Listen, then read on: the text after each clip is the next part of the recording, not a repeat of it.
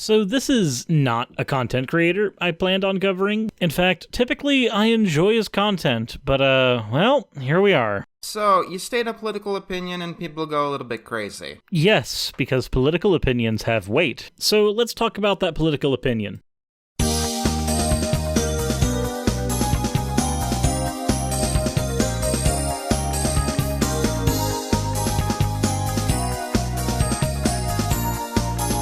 Alrighty everyone, as per usual, if you're new here, subscribe, bell notification, all that other fun jazz. We're doing fan art, and then I want to preface this video. So, first of all, we have a Shadow the Hedgehog Suris by Doomed. I guess we'll see if he's found that damned fourth Chaos Emerald. We have Today We're going to get into a lot of Stupid Suris by Lily Winchester, and what is apparently a representation of good and evil using my character, brought to us by PA90. Alright, there's the part I do take pleasure in. I like showing everybody's fan art because I like actually letting you guys be part of my channel. This is as much yours as mine. But I say that because the part I'm about to get into is not what I'm really going to take pleasure in. You see, I personally don't have an issue with Mr. Enter. I've seen a decent bit of his content on his main channel, and I actually find it pretty enjoyable. But then this video was brought to my attention, and now I really don't know how to feel. It's spouting a bunch of talking points I've heard before, but coming through the mouth of somebody I respect, that's where I start to have some issues. The last thing I want to preface this with is please do not go over to his channel and harass him. There's actually been harassment campaigns on him before, and there's no reason for that to happen now. We just have a very severe difference of opinion, and I'm going to talk about that. So, let's begin. So, let's start with, I guess, one of the more controversial opinions that I've said. In the pandemic video, I've said that healthcare was not a human right, and this is something that I do believe. Now, let me be absolutely clear. This doesn't mean that I don't think that we as a society shouldn't try and take care of the sick and dying. I don't believe that food is a human right either, but that doesn't mean I'm against things like food stamps. We have to remember that these are benefits that we as a society provide, and they're not intrinsic rights that people are just born with. Well, what you might need to understand then is that no human right is intrinsic. The idea of a human right being intrinsic is entirely a smokescreen. We would like to live in the ideal fantasy world that intrinsic human rights exist, but unfortunately, they don't. At least, not intrinsically. However, human rights do exist insofar as any abstract idea can exist. A human right is something that a society of human beings agree on. These rights are given to you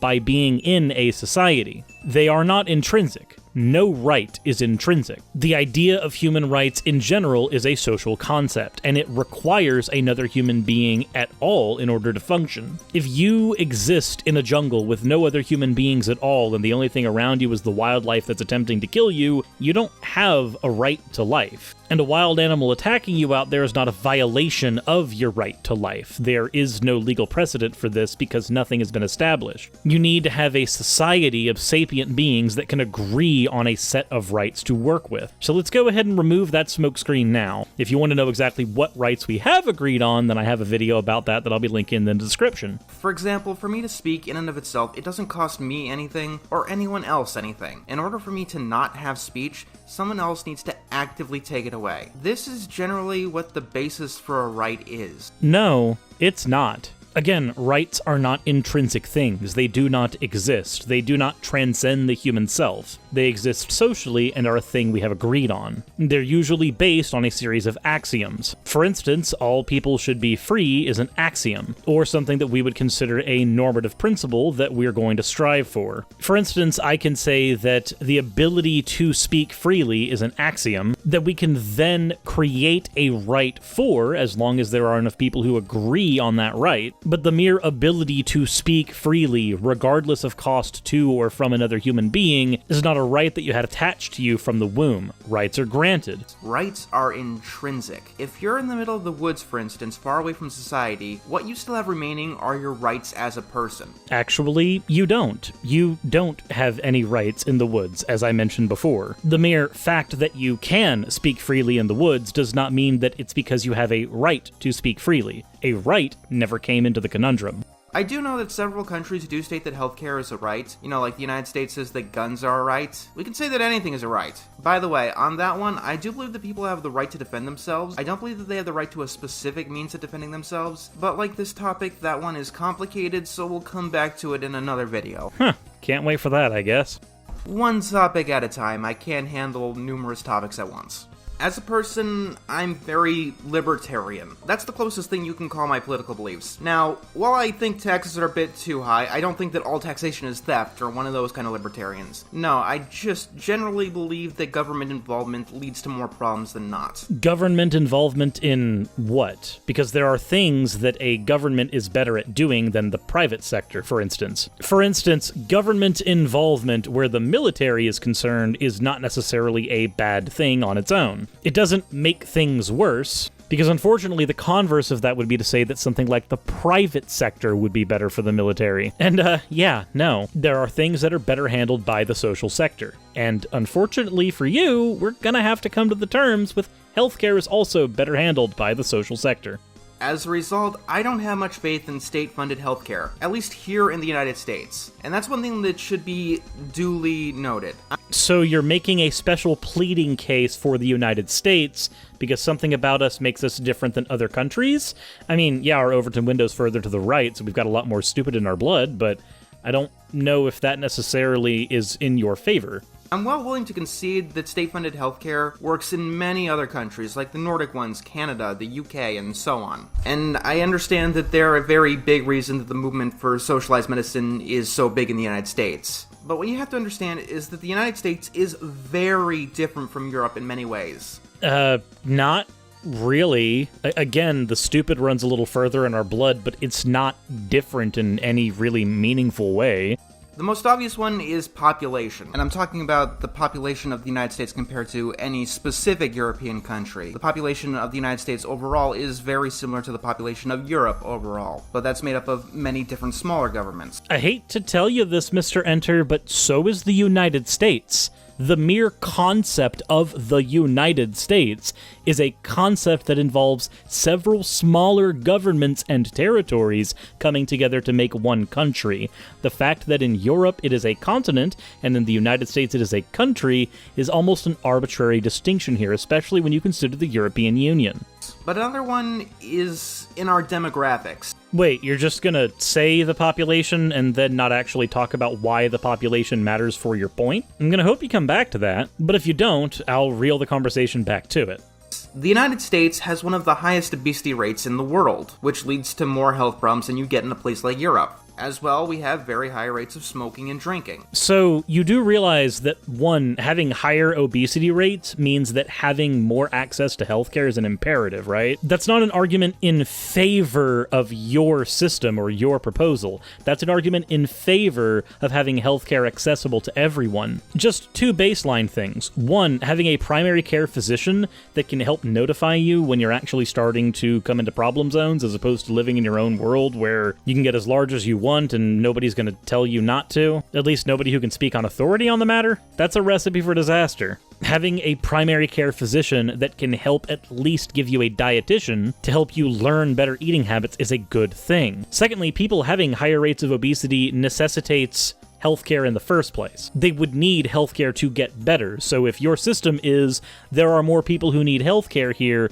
so don't give them healthcare, then your system not only has holes in it, but there are basic considerations you simply haven't made. Also, on the topic of smoking and drinking, you do realize that in Europe, the rates for smoking are actually almost double the rates in America? We don't have more smoking in America than in Europe, we have less. And where heavy drinking is concerned, the United States doesn't even make the top 15. This already sounds like you just have opinions, but you aren't willing to get any information to inform those opinions. You just want to have opinions. Newsflash, if you have an opinion on the internet and it is not informed, you will get a lot of people jumping down your throat. You began your video by having that little joke of, I guess I make an opinion on the internet and everybody freaks out. Well, yeah. I'm honestly starting to see why. Socialized medicine would be vastly more expensive than anywhere else in the world, just on that alone. Well, if socialized medicine would be more expensive based on that alone, but that alone was a bunk point that had no basis in reality, then it's almost like you actually don't have a point against socialized medicine now. Or at least not that point. I'm sure you have another, but you mentioned population before, and you haven't come back to that yet. Just keeping that as a mental note. It's not like we're Japan where it's actually hard to get fat. It's not that it's hard to get fat in Japan. It's just as easy to get fat in Japan as it is anywhere else. But the food that is marketed and available there is, generally speaking, more healthy than the things we have here, at least on average. A lot of this comes down to the fact that their diets include a lot of seafood and veggies, and the portions they eat are generally smaller. Also, depending on where you are in Japan, walking and biking is a lot more common than in here, where here in the United States, walking and biking is generally seen as something that poor people do. It's frowned upon. So, no, it's not hard to get fat in Japan. It's just as easy as here. Their habits are just healthier. I've stated that state-funded healthcare is more or less like insurance. I get that that's a bit of an exaggeration, but they do have the same idea. Everyone pays into a system under the idea that not everyone will get sick, at least not all at once. That's how all of this works. If everybody got sick at once and needed treatment all at the same time, any system would crumble. Any system. So that's largely irrelevant to the debate.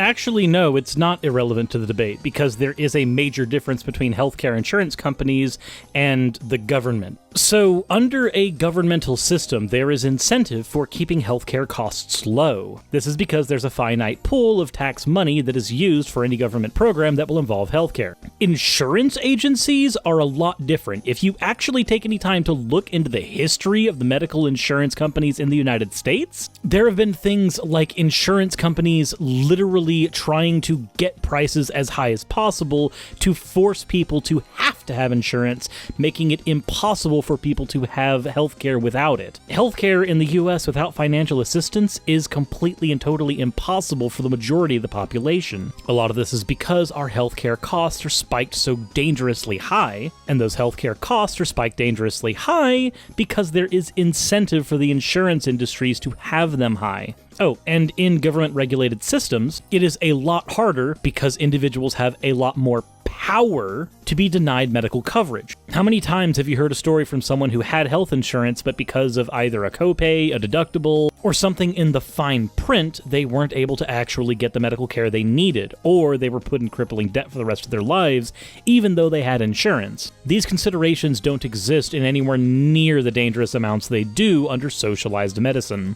Also, you can still have the private sector in socialized medicine, it's just that the private sector has to now compete with the prices, rates, and convenience of the social sector. Just like how right now, you can hire a personal bodyguard, but most people are going to rely on calling their local law enforcement. Having a state-funded institution for this is not a bad thing. No health system in the world was prepared for something like this current pandemic. And yet, America is currently one of the worst countries at handling it. I wonder why that is. Also, you have to keep in mind that I'm not running defense for insurance companies. I want to state, on the record, that I do not think that America's healthcare system is good. I mean, I don't think it's the worst in the world, like some people like to state, but if you're very poor, we do have social programs that do help. Yes, and not everybody who needs those programs has access to it. What most in favor of socialized medicine are advocating for is for everyone to be able to have access to it without having to run through a bunch of red tape.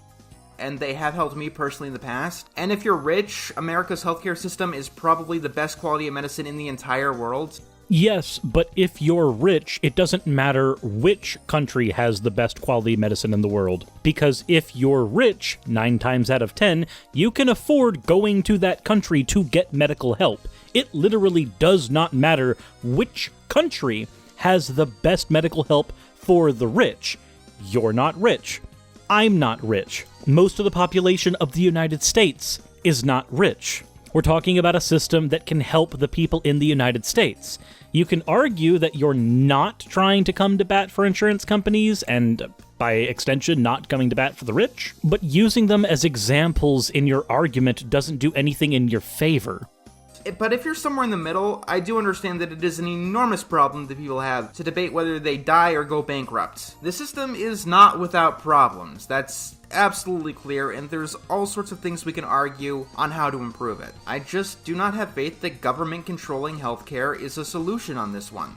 But you admitted that it was a solution for multiple other countries. Why are you special pleading where the United States is concerned? I also note that you haven't brought back up that population issue, so whether or not you bring it up in this video again, I'm going to go ahead and do so. Whenever someone tries to argue the number of people in a population as a reason why socialized healthcare would be too expensive, what they fail to consider is that more people being in a population de facto means more people can pay into that socialized system. 300 million people don't pay the same amount as 100,000 people, which means the coffers are going to be different in each system. You can fill the coffers of healthcare adequately, the same way we fund things like our military. The only point I can give you at this junction is that America is a different place, insofar as we have our priorities nightmarishly backwards. One commenter on the video said that government is better because they don't have a profit drive like the insurance companies do. And this is a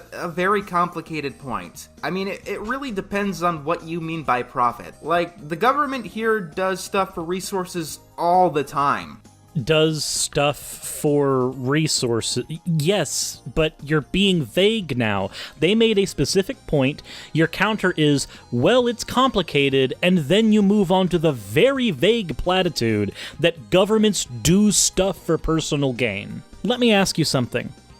Where insurance companies are concerned, what actual power do you have over an insurance company? I'll go ahead and cut you off before you try to say that you have the power of choice.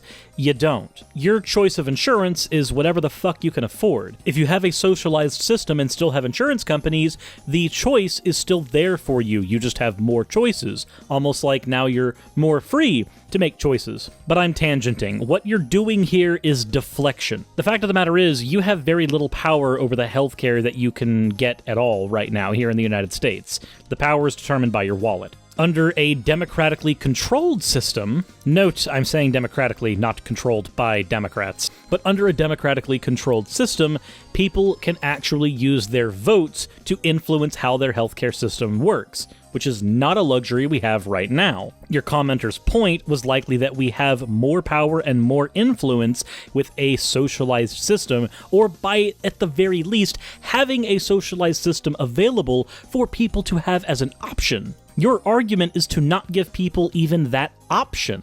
I mean, we have gone to war over oil, for instance, and companies lobby for extra privileges all the time. And would you like to know one of the companies that lobbies for extra privileges to exploit their consumer base? Insurance companies. Almost as if by bringing that up at all, you're screwing your own point.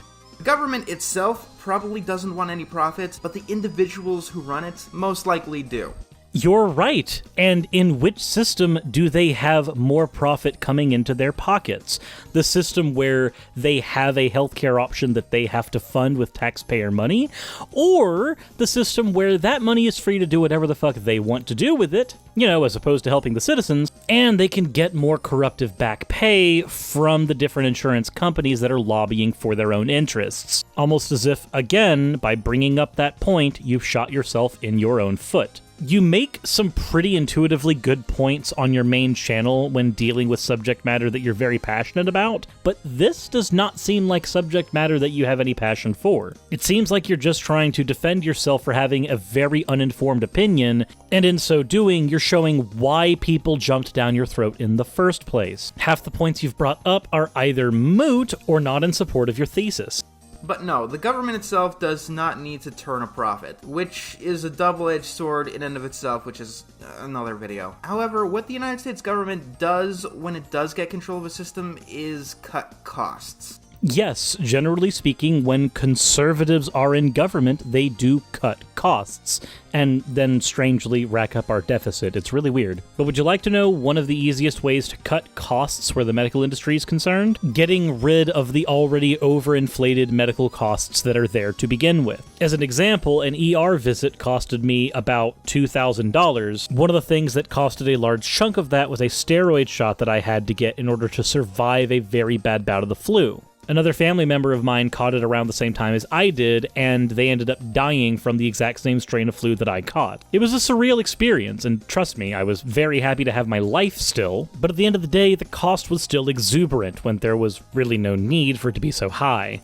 This always happens. People joke about the government running the DMV so well, so that healthcare would basically run beautifully under them. That's not entirely fair, as the DMV has its own problems that isn't exactly all governmental. A better comparison is the public school system here in the United States, which is government-run. It's pretty much a joke to the rest of the developed world, even more so than our healthcare system.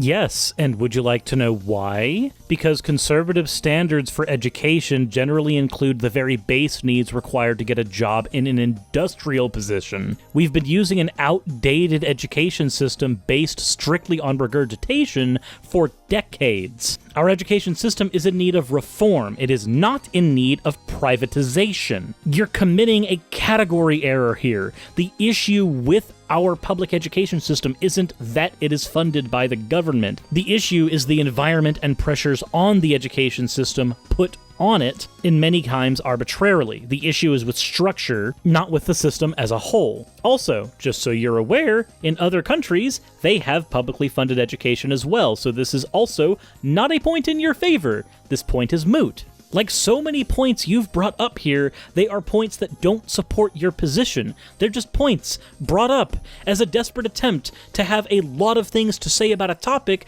when you've actually said nothing about it at all. The closest thing you've gotten to a cogent point has been that America is different. But why is America different? You can't just keep saying, that's a problem for another video, that's a complicated conversation, that's an issue for later. There's only so many times you can say that statement before I start to notice that you're simply not going to have a point. Because it's always going to exist in the aether of elaboration on another video at another point that's probably going to be just as poorly researched as this one. If you're going to make a point, back it up in the video where you make the point. Like, if I want to make a point about human rights, I can back it up either in this video or I can point to a video I've already done as a foundational video so that I don't run into the problem you're having right now.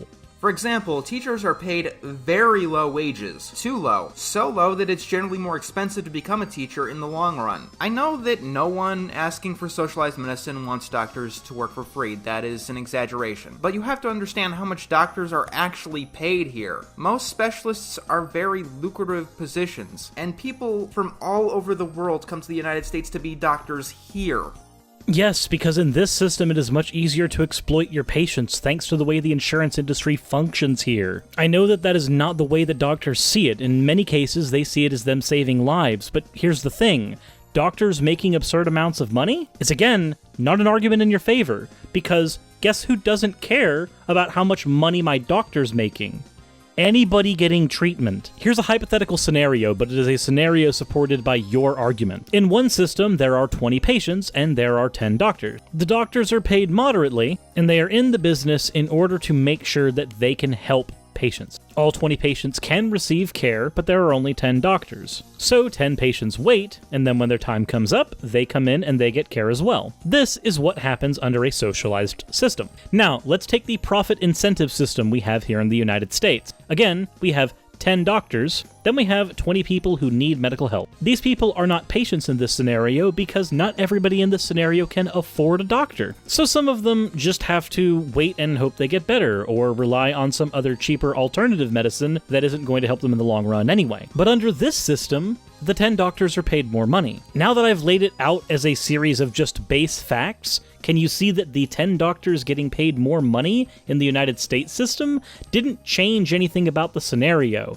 All it did was exist in a scenario where less people could even get treatment. The argument isn't about how many profits doctors can make. The argument is about how many people need to get treated by the medical industry. All you're doing is swinging the bat for rich people who don't need your help. And when you're swinging the bat, you're breaking it on the backs of people who need that help. Do you not see what you're doing? Do you not see how not only are your points either moot, ineffective, or not even for your position, but because of what you're arguing for, they're in favor of exploiting a working class of people? And I mean, there's a reason for that. And you have to keep in mind, it's very expensive to become a doctor in the United States. And it shouldn't be expensive to learn to be a medical doctor. It shouldn't, because education, by the way, is also a human right. Now, granted, education as a human right generally only extends to your K through 12 or for your first couple of years of college, depending on what country you're in. I'm personally a fan of having the first 4 years of college be paid for by the state, and then having any specializations you want afterwards be something that comes out of your own pocket, after you've already been making enough money with your primary bachelor's degree to afford such education. But that's an argument in favor of further socialization of another industry. Your point is literally defeated by less privatization.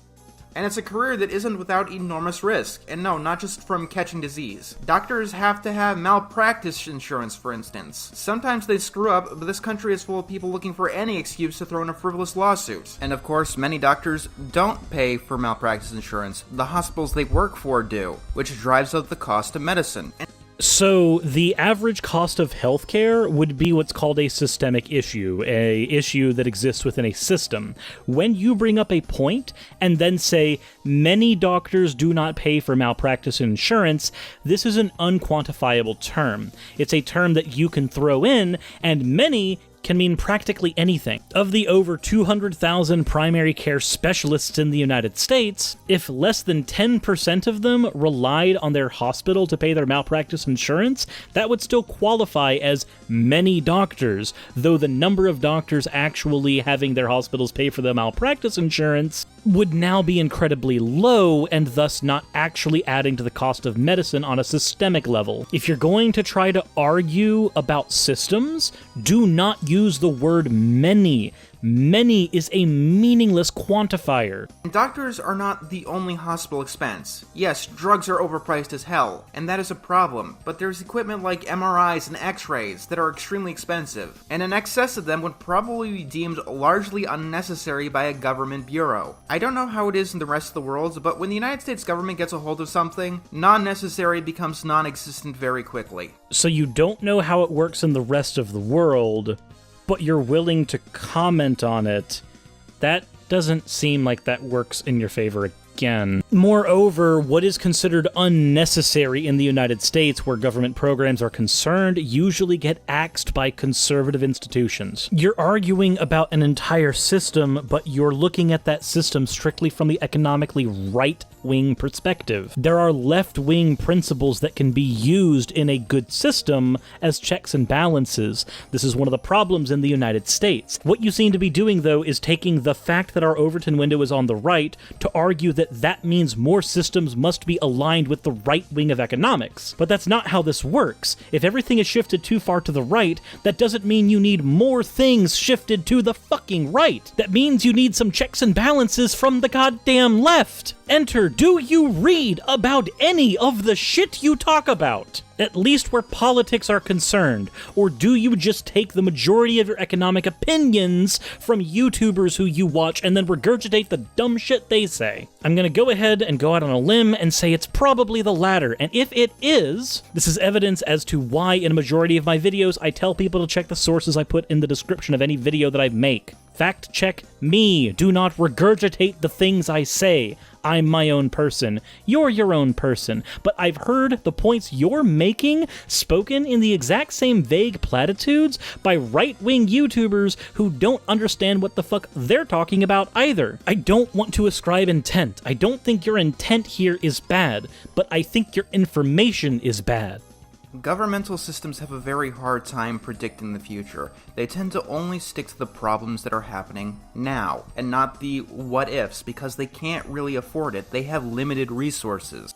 And companies don't have limited resources? Again, this point is moot. It is the limited resources of insurance companies that cause them to screw over people in the claims department. And if your point against that is going to be, yeah, insurance has problems too, I think you've said enough vague platitudes for a single episode. I think it might be time to not say everything has problems and start talking about potential solutions. You can't just play defense for the system you happen to have been born into because you've got the privilege for that kind of convenience. Some of us want to make the system better, want to make it work for the people who actually live under it. All you're doing right now is playing defense for corruption. To go back to the school example, there are many topics that are prerequisites to being able to function well in society that just aren't tackled very well or at all in American public schools. I mentioned economics back in the other video. Well, it goes into even big subjects like history. In high school, for instance, I had half a year of world history. That is it, just one semester, and 2 full years of just solely American history. And keep in mind that my state is actually one of the more left-leaning ones. I'm not from like the deep south or something. And let's not forget, the American government can be very partisan and likes to play politics with the systems that it does have. Back in the 2000s, President Bush had a beautiful idea called No Child Left Behind. This decree made it so that schools that were doing worse on standardized tests got their funding cut. This led to them doing worse, and it became a vicious cycle. Not to mention, it began the trend of more and more teaching the test, instead of actually teaching the kids and providing them with a decent education. This is because standardized tests were a metric that the United States government used to see if they were spending their money in the right location. It would be very possible for a similar fuck-up to happen in a state-controlled hospital here in the United States. If the metric becomes how many patients live, a hospital might, under the table, turn away people who are likely, but not certain to die. Because if too many of them do actually die, then the hospital will lose its funding. So you're trying to argue that hospitalization of patients is somehow analogous to the way standardized tests work in the US? Have you tried looking into what happens when this scenario that you've brought up has been encountered by other governments that are ran in other countries that have socialized healthcare? As opposed to trying to make a situation analogous to a standardized test when it's not, perhaps look into what happens in reality with socialized medicine. The best medical systems in the world seem to be present in places like Germany, Hong Kong, the Netherlands, Japan, Sweden, Singapore, New Zealand. There's a common thread with most of them, and that is either a lot of funding being put into medicine via tax dollars, or having a medical infrastructure that is comprised of a mixed medical economy. Take Hong Kong, for example. They have 43 public hospitals in their province, but they have 12 private hospitals. People who want to go to the private sector still can. They're able to do that. That's an option that they have. The option that exists right now. The only difference is they have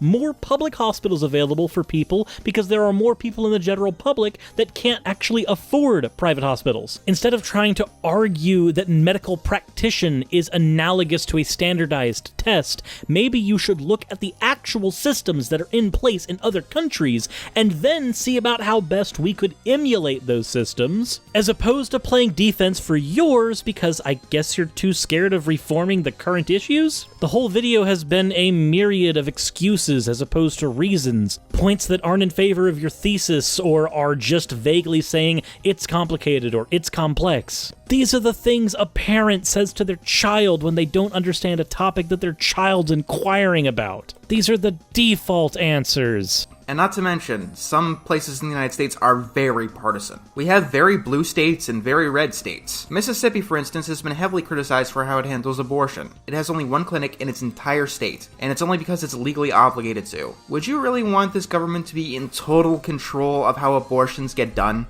Generally speaking, no. I think that having a private sector is a good thing. I just think there should also be a very expansive public sector. And again, you're showing the actual problem.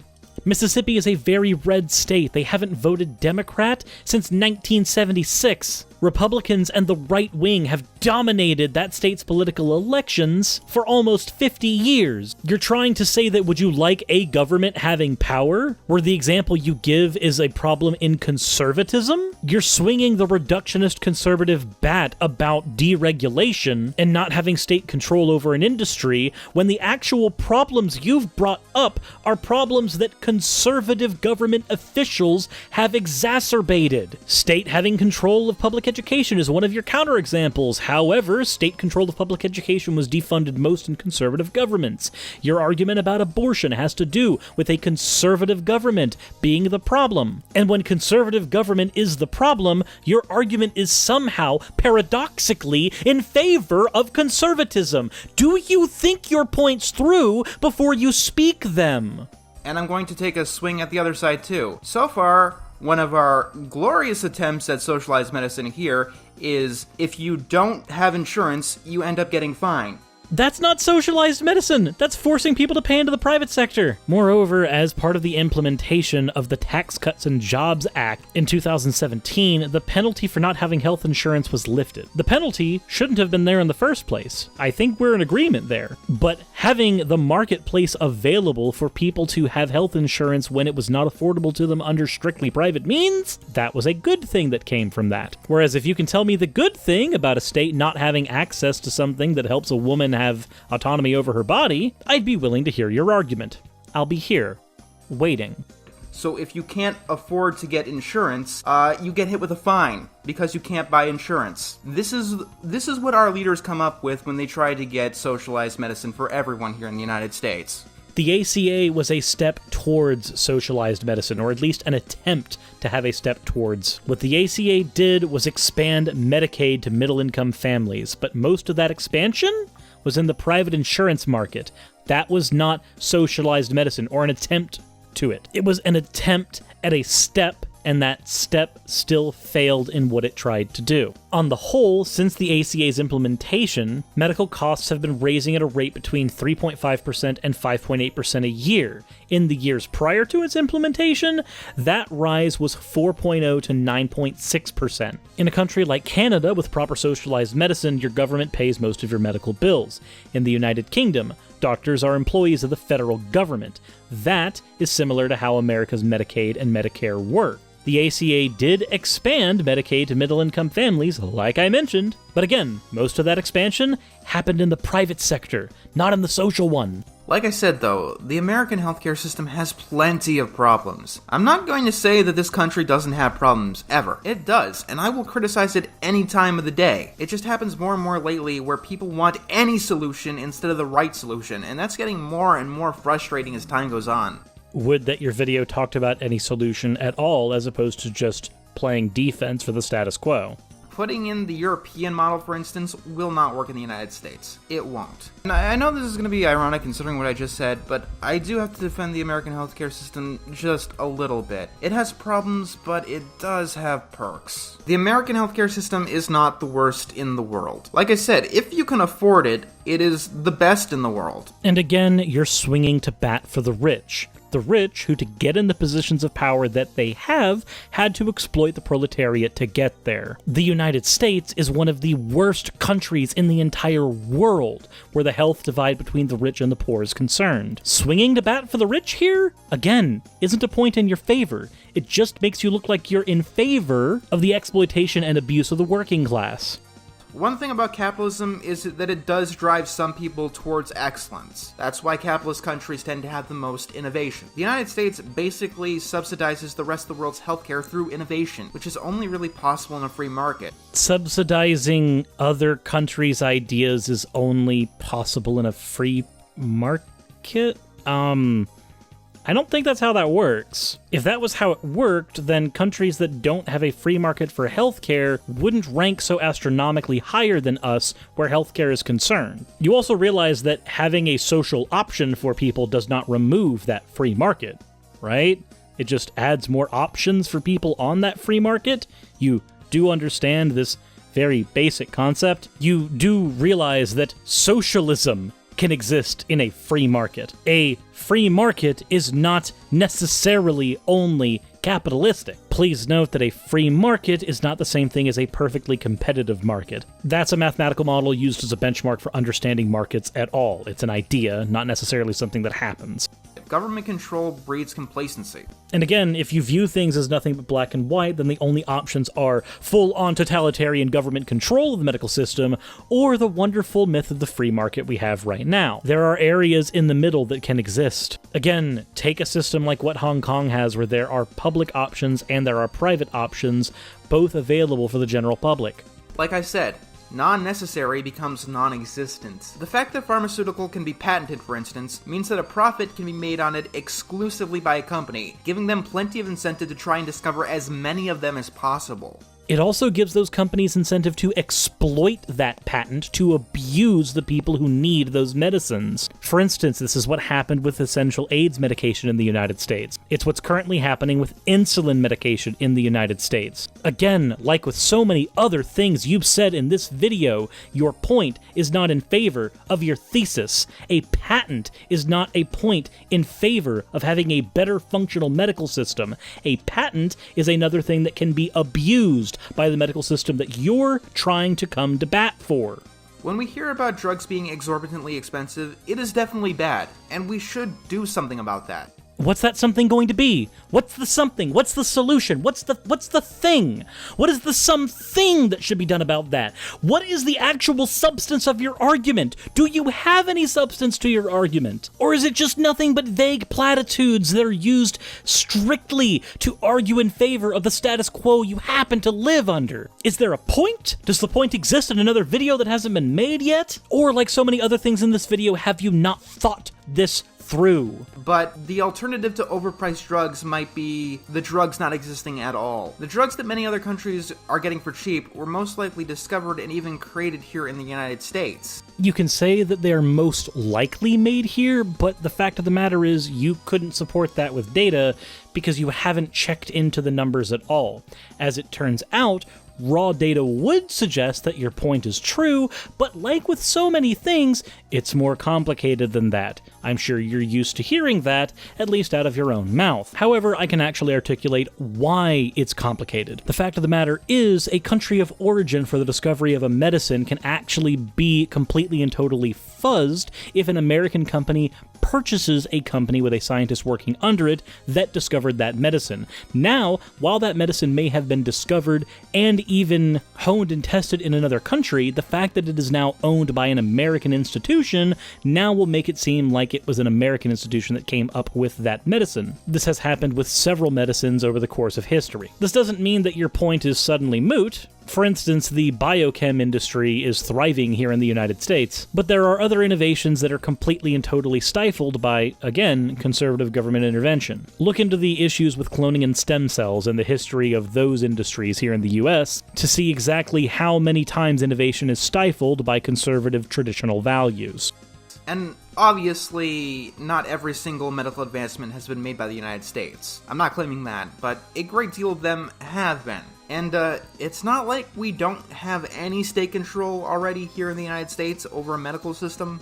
The FDA, which I like, and I think it's a very necessary thing, demands much more rigor and is much more involved with the production of pharmaceuticals than the European equivalent, the EMA. If more tests are required, more money is required. The drug is going to have to be more expensive to turn a profit. If the FDA says no to a drug, no matter how much money is spent, the company needs to start over. Rigor leads to rising prices. Except where the FDA is concerned, there are even more issues to deal with there. Private pharmaceutical industries do actually pay into their FDA advisors, and in fact, 90% of the new drugs that have been approved by the FDA in the last 30 years have been little to no more effective for patients than existing drugs have been. This is because profit incentive isn't held by innovation alone. In a magical fairy tale world that I wish I existed in, innovation would breed profit, and thus that profit incentive would cyclically lead to more innovation. However, thanks to the magical thing known as marketing, you can convince people to buy a drug that doesn't help them at all. Look at the prevalence of the supplements industry as an example of how this works. Moreover, I mentioned the pharmaceutical industry being able to pay into their FDA advisors. The FDA is there just to make sure that drugs are going to be safe, but they don't do anything in regards to making sure that we actually need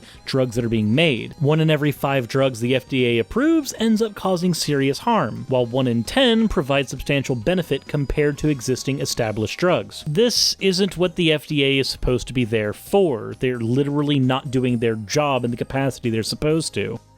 So yeah, my opinion is a bit more complicated than a soundbite. But with all this said, I do not believe that healthcare is a human right. Keep in mind, I'm not saying that we should just let people die on the street. Human misery is a bad thing, and we as a society should try and prevent it. What I am saying is that we need to understand that a doctor needs to be compensated for it. You do realize that doctors are compensated in other countries as well, right?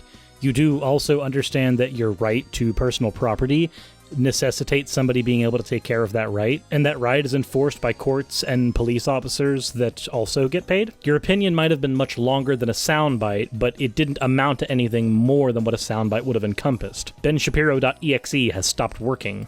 The equipment he uses needs to be paid for, and the people who make and discover the drugs he uses need to break even at the very least. Declaring it a human right means that you are entitled to all of that work, and it does a disservice to all of the hard work and resources that it takes into taking care of someone's health. Cool. Then I guess safety and security, as being a public right, is a disservice to the military, and I guess then my right to personal property is a disservice to the police force. It is also a disservice to the firefighters. Having a right to public education is a disservice to teachers. Except none of that is true. This is just one giant special pleading case, and that's been what your video has been from the start.